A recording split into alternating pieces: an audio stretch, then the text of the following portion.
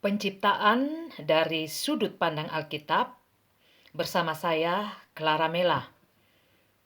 Kita ambil bagian Alkitab yaitu dari Kejadian 1 ayat 1 sampai Kejadian 2 ayat yang ke-7. Sebelum kita membahas ayat per ayat, ada beberapa hal yang bisa kita simpulkan dari seluruh pasal ini, yaitu yang pertama, bumi adalah suatu kesatuan dengan universum. Yang kedua, teori Darwin tidak bisa diterima. Yang ketiga, Allah tidak mengharamkan ciptaan apapun. Itulah 3 kesimpulan yang bisa kita tarik dari ringkasan penciptaan ini. Kita mulai dari penciptaan hari pertama yang diambil dari ayat 1 sampai ayat yang kelima. Bisa dibaca sendiri, tapi saya akan jelaskan dari yang pertama ayat 1 sampai ayat yang kedua. Di sini permulaan dari tidak ada menjadi ada atau ex nihilo. Awal dari ketiadaan alam fana. Di situ dikatakan bumi belum berbentuk dan kosong. Formless and empty. Artinya materi penciptaan sudah ada, sudah tersedia tentu saja. Sebab yang mencipta adalah Maha Ada, omnipresence, tetapi belum ditata sehingga bumi belum tertata dan kosong. Lalu selanjutnya coba lihat kata Roh Allah, the Spirit of God. Di situ kata Roh Allah sangat penting sebab ini menunjukkan Allah sebagai pencipta. Dalam Yesaya pasal 40 ayat 28a dan b, di situ bisa dibaca, "Tidakkah kau tahu dan tidakkah kau dengar? Tuhan ialah Allah kekal yang menciptakan bumi dari ujung ke ujung." Jadi, di sini kehadiran Roh Allah adalah kehadiran the primer cause, penyebab utama terjadinya penciptaan.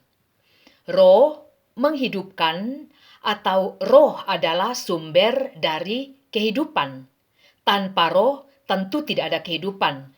Sehingga Roh Allah adalah materi utama penciptaan, alam semesta dan segala isinya. Roh Allah yang menjadi benih awal penciptaan, dan Roh Allah jugalah yang menumbuhkan ciptaannya dan yang menghidupkan ciptaannya. Dalam Yohanes 1 ayat 1 sampai ayat yang kelima, di situ tertulis, "Pada mulanya adalah firman, firman itu bersama-sama dengan Allah dan firman itu adalah Allah. Ia pada mulanya bersama-sama dengan Allah. Segala sesuatu dijadikan oleh Dia dan tanpa Dia tidak ada satupun yang telah jadi dari segala yang telah dijadikan. Dalam Dia ada hidup dan hidup itu adalah terang manusia." Selanjutnya kita beralih pada kata melayang-layang di atas permukaan air. Hovering over the waters.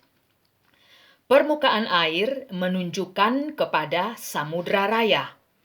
Roh Allah berada di atas tempat yang dipenuhi air yang disebut samudra raya, atau di antara samudra raya, surface water, dan suatu tempat lain yang disebut cakrawala, expanse. Sebab samudra raya berada di bagian bawah, deep. Dan kata melayang-layang, expanse, artinya berada di atas. Berada di atas, yaitu cakrawala. Jadi dapat disimpulkan bahwa prima cause atau inti dasar penciptaan, Roh Allah yang adalah sumber kehidupan, memperlihatkan terangnya light. Rujukannya Yohanes 1 ayat yang kelima. Roh Allah untuk pertama kalinya dalam penciptaan langit dan bumi serta isinya memperlihatkan terangnya pada bagian ini. Lalu ayat selanjutnya, ayat 3 sampai ayat yang kelima. Di situ yang dimaksud dengan terang tidak berbicara sama sekali tentang benda-benda penerang seperti matahari, bulan, bintang, tetapi terang yang dimaksudkan di sini adalah tentu saja terang yang berasal dari Allah atau Allah sendiri sebagai sumber dari terang. Selanjutnya ayat 6 sampai ayat yang ke-8. Penciptaan hari kedua. Di situ cakrawala diciptakan oleh Allah sebagai pemisah antara bumi bagian bawah, yaitu darat, laut, sungai, dan bumi bagian atas, yaitu angkasa, langit. Dalam 2 Petrus 3 ayat yang kelima juga mempunyai makna yang sama dengan ayat 6, yaitu kata bumi yang berasal dari air dan oleh air, atau bumi yang seperti dalam ayat 7, bumi bagian bawah, yaitu sekali lagi laut, sungai, daratan. Misalnya sungai di sini, setelah itu kita kenal sungai Efrat, Tigris, dan penjelasan tentang bumi bagian atas, angkasa atau langit atau cakrawala, di mana pada bumi bagian atas pun terdapat air, dan air itulah yang kemudian berproses menjadi hujan. Bisa dilihat dalam Kejadian 2 ayat 5b sampai ayat yang ke-6. Jika merenungkan bagian ini, maka pertanyaan seperti, jadi bentuk bumi itu sebenarnya lonjong, bulat, atau datar. Merujuk pada ayat 2, di situ tertulis bumi belum berbentuk, formless, artinya tidak ada bentuk. Namun pada bagian-bagian Alkitab selanjutnya tidak pernah tertulis atau tidak pernah dijelaskan bentuk bumi seperti apa secara letterlek. Dan walaupun merujuk pada Yesaya 40 ayat 22, kata dia yang bertata di atas bulatan bumi, dan kata ini bukan dia bertata di atas bumi yang bulat. Jadi di sini tidak bisa disimpulkan bahwa bumi itu bulat, sebab bumi tidak bisa bulat karena permukaannya terdiri dari gunung, lembah, cekungan, berarti ada lubang, dan hal itu tentu sama sekali tidak bisa membuktikan atau secara logika tidak bisa menjelaskan bahwa bumi itu bulat. Maka dapat disimpulkan bahwa bumi, tempat di mana manusia tinggal, dan langit, cakrawala, adalah satu kesatuan. Sebab bagian bawah, di mana tempat kita berpijak, dan bumi bagian atas, yaitu cakrawala, angkasa, langit, saling bergantung satu dengan yang lain, simbiosis. Sebab hal-hal yang berada di bumi bagian bawah, tempat di mana kita tinggal, bergantung pada hal-hal yang berada di bumi bagian atas, di mana cakrawala atau angkasa atau langit, yang mana terdapat matahari, yang selalu kita butuhkan sinarnya, bulan yang menjadi tanda untuk mengatur masa-masa kehidupan manusia yang teratur atau tetap, dan juga proses kabut naik ke atas dan kemudian berubah menjadi hujan dan lain sebagainya, bisa dilihat dalam Kejadian 2 ayat yang ke-6. Artinya bumi tidak dapat disebut bumi tanpa cakrawala. Bumi tidak bisa disebut bumi tanpa angkasa atau tanpa langit. Sehingga bumi bagian bawah dan bumi bagian atas adalah satu kesatuan. Dalam Yesaya 66 ayat 1 di situ tertulis, Langit adalah tataku dan bumi adalah tumpuan kakiku. Jadi, langit dan bumi adalah satu ruang, satu kesatuan, yang termasuk dalam universum, sehingga bumi tidak berbentuk. Bumi bukanlah bulat, lonjong, atau datar, sebab ujung-ujungnya adalah satu kesatuan dengan cakrawala atau angkasa atau langit. Dan bagian universum yang tak tersentuh, yang tak terjangkau itu adalah bagian atau dimensi roh, dimensi ilahi yang tidak bisa dijangkau oleh manusia. Selanjutnya, penciptaan hari ketiga. Bisa dilihat dalam ayat 9 sampai yang ke-13. Secara singkat dijelaskan tentang penciptaan tumbuh-tumbuhan. Penciptaan pada bagian ini memperlihatkan pertumbuhan yang terjadi secara natural, yaitu mulai dari biji, lalu kita melompat kepada Kejadian 2 ayat 5 sampai yang ke-6 yang masih merupakan satu kesatuan dengan penciptaan tumbuh-tumbuhan, ada air, dan juga yang ketiga ada matahari. Biji, air, dan matahari. Yang matahari justru diciptakan pada hari setelah tumbuh-tumbuhan diciptakan. Selanjutnya, penciptaan hari keempat, ayat 14 sampai ayat yang ke-19. Di situ penciptaan benda-benda penerang, tetapi sama sekali tidak ditulis bahwa benda-benda penerang itu adalah sumber terang. Sebab jikalau kita melihat pada penjelasan Alkitab, Allah lah sumber terang, sebab dari Allah lah terang dan Allah sendiri adalah terang. Sehingga penciptaan benda-benda penerang ini memperlihatkan bahwa benda-benda penerang hanyalah ciptaan dan Allah pencipta adalah sumber atau pemberi terang itu sendiri. Bisa dilihat Yesaya 44 ayat 24c. Di situ tertulis Yesaya 44 ayat 24c. Akulah Tuhan yang menjadikan segala sesuatu, yang seorang diri membentangkan langit, yang menghamparkan bumi. Siapakah yang mendampingi aku? Di sini pengakuan bahwa Allah lah pencipta, Allah lah sumber dari segala yang diciptakannya. Selanjutnya, penciptaan hari kelima, ayat 20 sampai ayat yang ke-25. Di situ kata di atas bumi sekali lagi digunakan untuk menjelaskan burung-burung yang terbang di langit atau cakrawala.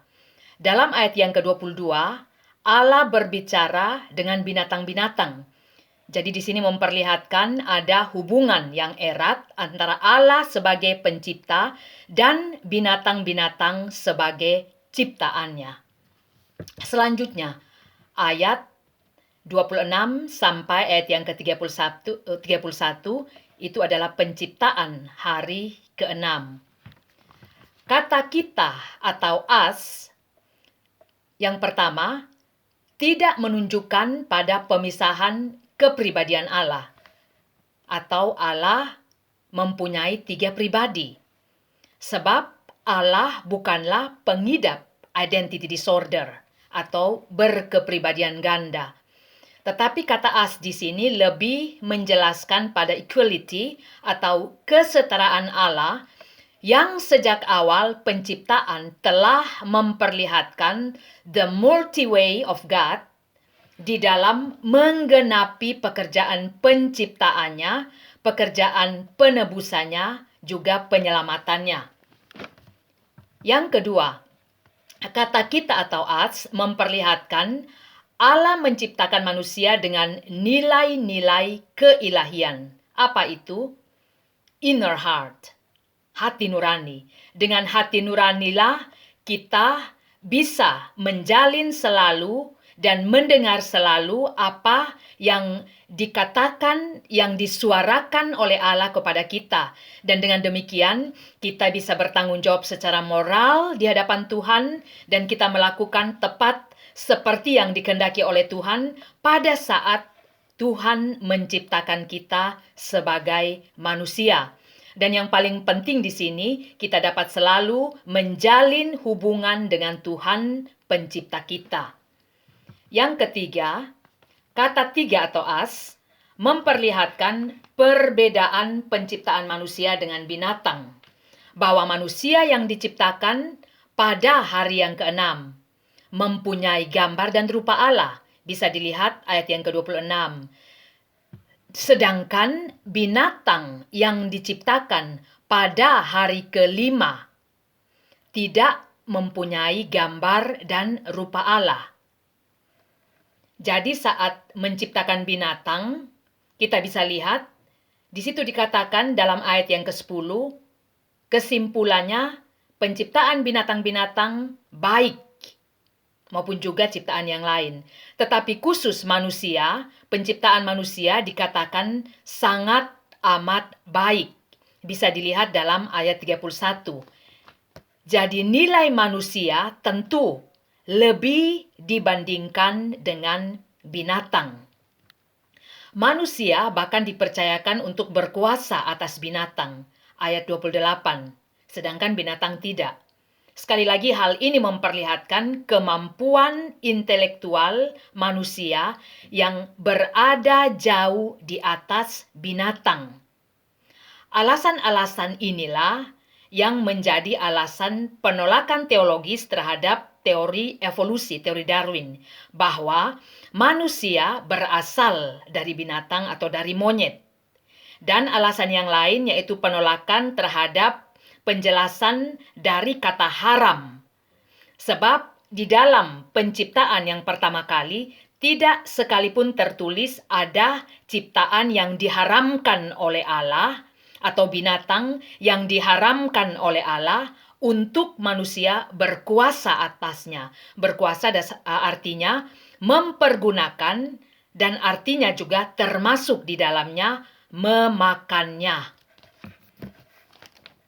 Jadi sekali lagi, kesimpulan awal dari ringkasan penjelasan tentang penciptaan ini, ada 3 hal yang bisa kita pelajari. Yang pertama, bumi adalah satu kesatuan dengan universum. Yang kedua, teori evolusi atau teori Darwin tidak bisa diterima. Dan yang ketiga, Allah tidak mengharamkan ciptaan apapun. Demikian, kiranya boleh menjadi berkat bagi kita yang mendengarnya.